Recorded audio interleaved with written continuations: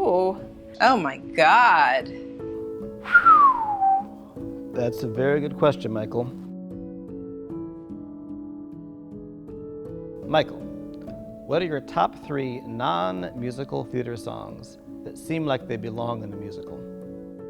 My top 3 non-musical theater songs that I think should belong in a musical are 6'1" by Liz Phair. I would say Rainy Days and Mondays, Always Get Me Down by the Carpenters. And I would say Someday We'll All Be Free by Donny Hathaway.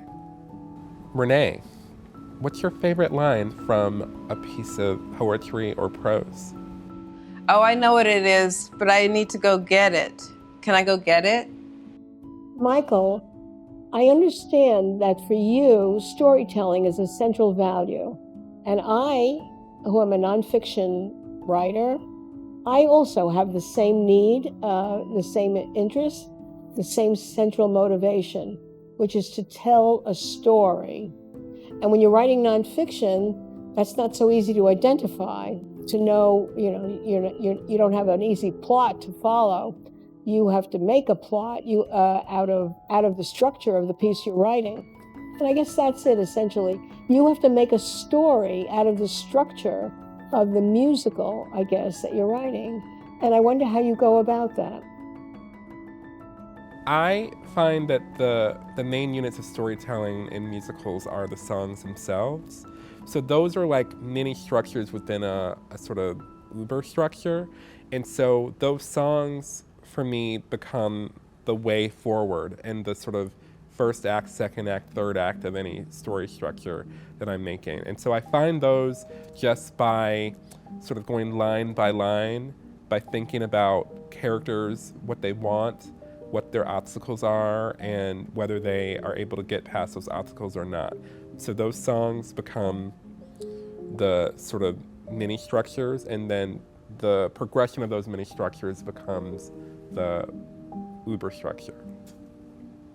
I have many favorite lines, but this line is actually kind of a sentence made of 3 small sentences. It says, the reader hears something calling, an inlet, a pull-off into the world. I love that, a pull-off into the world.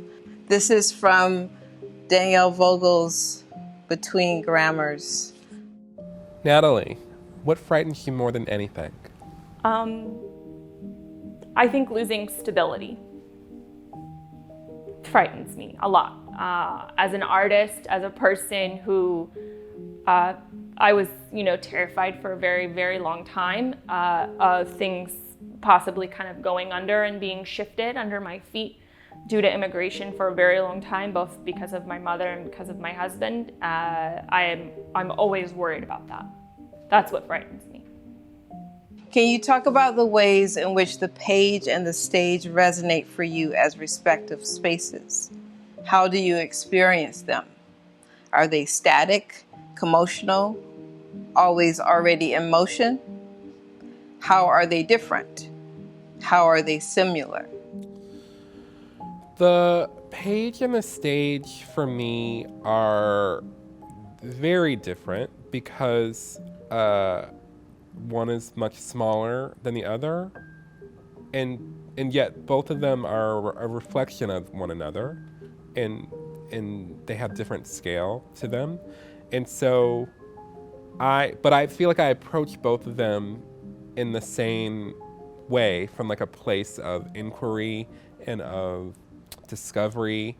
And so I have a different timeline that I'm working with for both of them. With an empty page, I could be working on a show for 18 years, as I did with my musical Strange Loop, whereas the production was, from the rehearsal to production was like a month. So my sort of stamina and my sort of approach might be more or less aggressive depending on both the scale and the timeline that I'm working with both spaces. Nathan, what's a current cultural or political conversation that you're sick of, and what would you change it to if you could? That's a very good question, Michael.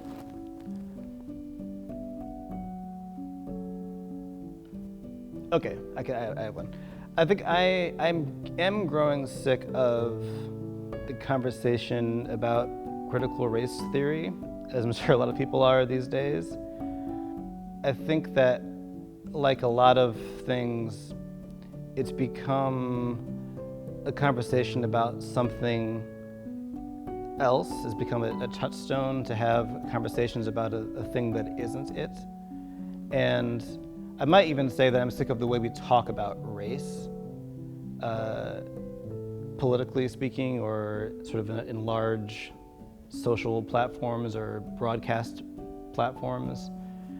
Because I think that these are conversations that are hard to have one-on-one, and so people have them sort of by observing others and by sort of like lining up behind their particular belief about something. And I would change it to not talking at all. If there's something that you believe about race, or for that matter, about any issue that you think is fundamental to human existence that's really important to you, I would say, what if you let your actions speak, as opposed to broadcasting statements? I realize that there's reasons why people feel the need to speak out about things that are important to them, and I'm certainly not hating on anybody who's called in that direction. But I would just offer that true change comes often beneath the surface through consistent actions that are taken. Michael, your work is deeply interested in the role pop culture plays on the American imaginary. How can American pop culture, which is often broadcast all over the world, be a source of trauma for your characters who are often othered by its narratives? How does your work imagine a new way of consuming American pop culture? I don't actually think necessarily of my characters as being traumatized by pop culture. I think that my characters, like any of us in culture, is always absorbing pop culture and deciding what we think about it.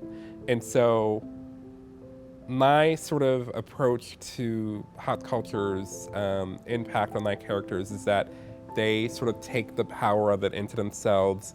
They transmogrify it into something that they need in order to use for their own survival, which is certainly something that I did in A Strange Loop with the character of Usher, who hates gospel plays, and yet he was able to take the sort of power of the gospel play, transmogrify it into something that he needed in order to communicate with his mother.